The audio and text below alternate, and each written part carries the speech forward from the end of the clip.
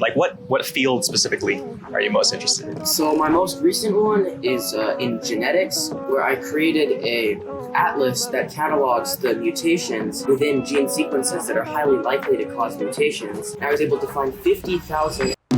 Sometimes all I think about is you. Late nights in the middle of June. He always been faking me out. Can't make you happier now. Sometimes all I think about is you. Late nights in the So right now I'm heading to this event called Builders and Backers. It's a breakfast, as the name suggests, founders and other investors. I also think that there's going to be some sort of panel discussion or something like that, but the real reason why I'm going and the real reason my colleagues Kush and Boaz are going is to network. You just need a better life than this. You need something I can never give. Fake water all across the road. Networking will always be a huge part of my life now that I'm a VC, because a lot of the differentiating factors between VC to VC is around networking. Who does that VC know? Who can they put you in contact with for partnerships, for future investments, future customers, even hiring full-time positions for you? Every year, there's this new influx of talent and founders. And at Link, we're trying to meet as many as humanly possible. For example, one of our managing directors, John Warner, is an advisor to Liquid AI, the company that just recently got a $2 billion valuation last month. Their chief science officer is actually one of the lecturers for a 1-week-long deep learning class here at MIT. And of course, on top of the once-in-a-lifetime opportunity of learning such material from a person who's actually innovating in that field, this class is a huge networking opportunity. And we have the opportunity of hosting an event for after the class for when these students inevitably want to mingle.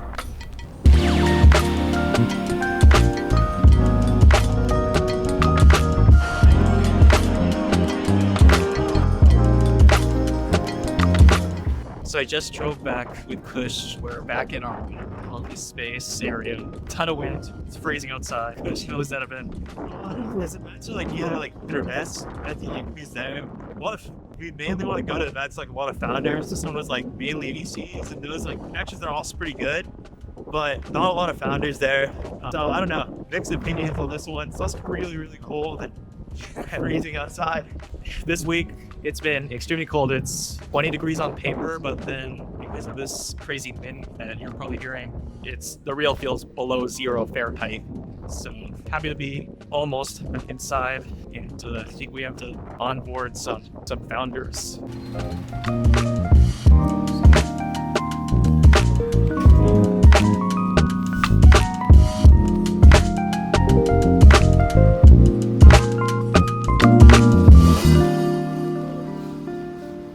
So as I just mentioned, Kush had to onboard a team of people to Cogo Labs. And to help you understand what Cogo Labs is, it's actually a venture studio that was founded by the same founder of our venture capital firm, Link Ventures. He also started this venture studio for even earlier stage founders. These companies that come through the venture studio may just be at an idea stage. Maybe they don't even have an idea, but they're a crew of smart individuals that want to build something. So Cogo Labs can give them a space to work, give them all the resources they need, and foster an environment of innovation that just helps them get to where they want to be. And so although Cogo Labs isn't directly associated with Link Ventures in any official way, we do get first dibs on these companies. A lot of them are MIT teams. Like for example, this team that just came in were 4 guys out of DKE, which is a fraternity at MIT, and they're all good friends, all CS majors. And once they graduate, they'll be here full time. Right now, they're just working part time. But when they get their company to a certain stage, we'll definitely be looking into them and see if it's a good fit to invest in. So I was just talking to my coworker, Daniel, and he seems to be working on something really cool right now. Daniel, could you show us what you're working on? Yeah, sure. So currently working on this application that I'm building. It's full of AI avatars here, and we've got a lot of different ideas we want to pursue with these, but our investors love seeing what AI can do, and we're showing that through these avatars. So we've got everything from Jeff Bezos AI that helps teach us on planning. We've got some historical figures from the field like Ada Lovelace and David Blackwell, as well as like our founding members of the team. Michael Saylor even made an appearance, and we're building out all of our portfolio companies right now, so you can talk to their CEOs and learn a bit about what they're working on. Okay, so all you have to do here is type an intro script of what you want them to say, and it will animate their face and create an avatar for some random AI generated person here.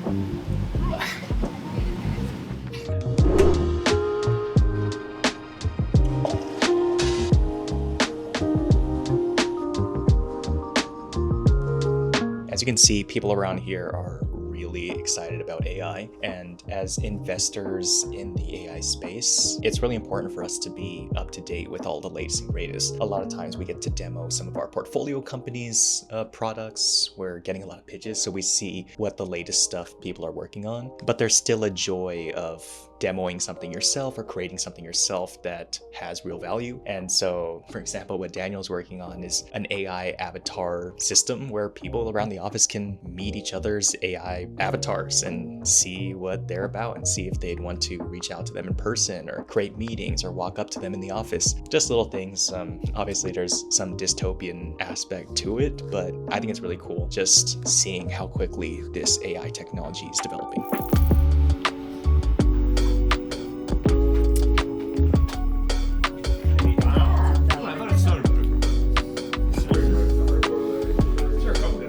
So I happen to be vlogging on another Link lunch day, which is interesting, but it's always good vibes. It's always good just catching up with the different team members, see how everybody's doing. Right now, there's tragically some wildfires back in LA, and I have some family back in LA, so it's just really scary times, but able to talk those things through together and just catch up, because we could be stuck in the grind of work every day and get lost in that grind and kind of forget the people behind everybody working. So it's great. Karen made some really nice food for us. Right now I'm just finishing up some proposals that I have to do, and then I have to look over our investment pitch deck with Kush a little bit, so gotta be prepared for that.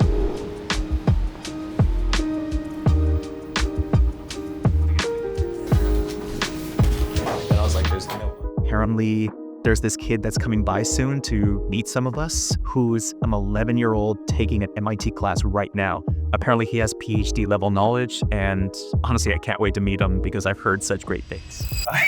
Hey, I'm KJ. Nice to meet you. Heard great things about you. Apparently you were in that deep learning class? Yeah, I was. I came on Monday to attend.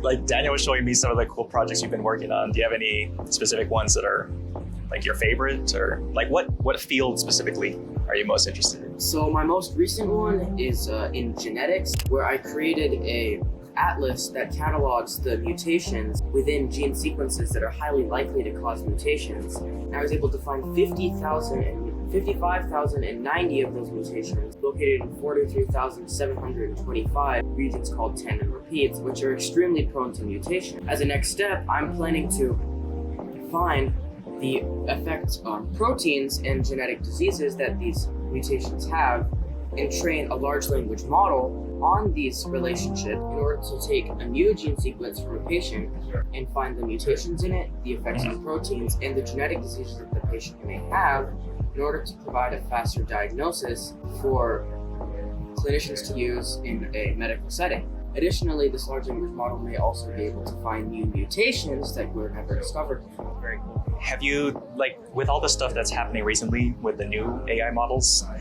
how has that helped you? I mean, it could provide a new foundation for my model. For example, with ChatGPT's new 01 and 4.0 models, I may be able to either use their API and fine-tune their model, or also base my large language model off of theirs and then from there train it on my own. Have you played with them yet? Yeah, I have a ChatGPT Plus account. I've been using them a lot. And then all the like 12 days of Christmas stuff, like out of all the recent product announcements. I really think features, that I guess. ChatGPT 01 is the best. It seems like it has some sort of thinking capability, and it can provide some pretty logical answers to questions. So I'm curious, so you have some sort of, like, you have both a bio background, but then also like CS, like when you're eventually studying, if that's the route you want to take, like which one? Are you going to go like CS route and like incorporate bio, or are you going to go bio route and like incorporate CS, or try to merge them? Well, really, I started in computer science. I've been coding with Scratch since I was 4, and more recently I got into more like typing kind of coding languages like Python, JavaScript. So most likely I'll start with computer science and then maybe go to business school, because entrepreneurial skills are the most important. Okay. So eventually you want to like start your own thing. Yeah. my own business. There's a bunch of different routes you can go, right? You can go the academia route, you can become a professor in one of these things, you can start your own company. There's some people that do both. What's your dream specifically? Like right now, I know it can change. Well, I probably focus more on business, but as I get into a more settled kind of lifestyle, the business, I would probably go into teaching because I really love teaching. Okay, that's what I was curious about. That's kind of fields for me. So you're trying to go like business first, then teaching? Yeah. Okay, cool. That's interesting. And teaching in CS specifically? Yes, most likely. I have a lot of background in computer science. Okay. How long are you trying to study for? Like, are you trying to go straight to university right away? Are you trying to spend a couple of years, like, I guess with people closer to your age? I'm just curious. I'm definitely going to go until the end of high school. I mean, I really don't see a point in skipping grades because emotional intelligence is important too. And for university, I'm going to go all the way until PhD unless that magical idea just strikes me. Okay. And I guess for context, I started at Stanford, but I also went in, like I always had the entrepreneurial bug.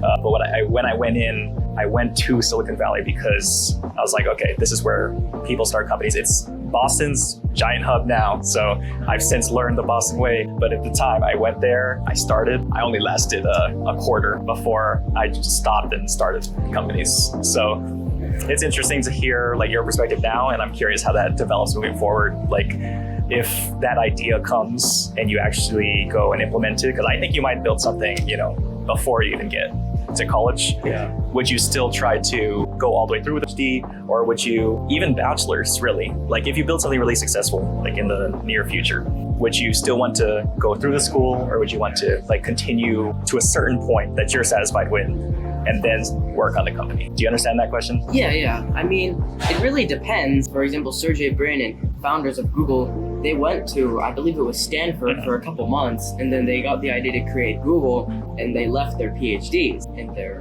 bachelor's. So if I don't have my idea until after my PhD, I'll definitely stay all the way. But if it happens in high school, I might even leave high school just to start the business because it would be such a massive idea. Okay. For you, are you kind of waiting for said big idea? Do you have like a notebook filled with ideas that you're hoping to implement? I'm curious.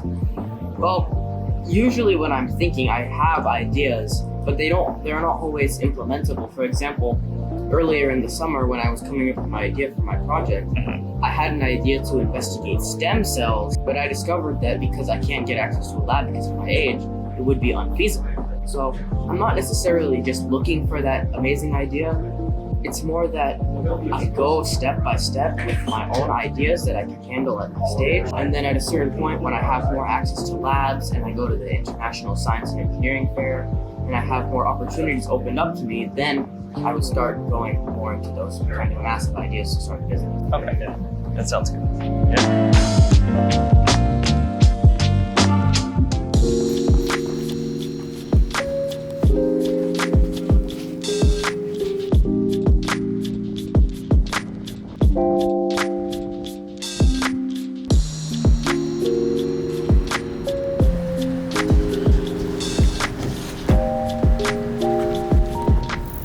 Okay, so that kid might literally be the next Einstein level thinker. At such a young age, it wasn't even really the depth of knowledge that he had, because he had a tremendous amount of that. It was how mature he spoke, the amount of emotional intelligence he had, just awareness of this situation, just phenomenal stuff. I exchanged contact information from him, so maybe we have future more in-depth conversations on a podcast, or maybe you just see him around because he's in the area or he attends MIT and we invite him over again. But just an incredible, bright, young mind that I'm excited to see what develops for him. And I guess this goes back to the beginning of the video of just how important networking is and being able to meet people like this. And hopefully we can help him like open up any doors that he needs to open. And from my point of view, just on a personal level, I'm just rooting for him because he just seems like such a cool kid. But yeah, it's still freezing, as you can see by me wearing a coat and gloves in the car. But today was a very eventful day, and I'm going to end it there. So stay positive, stay inspired, and I'll see you in the next one.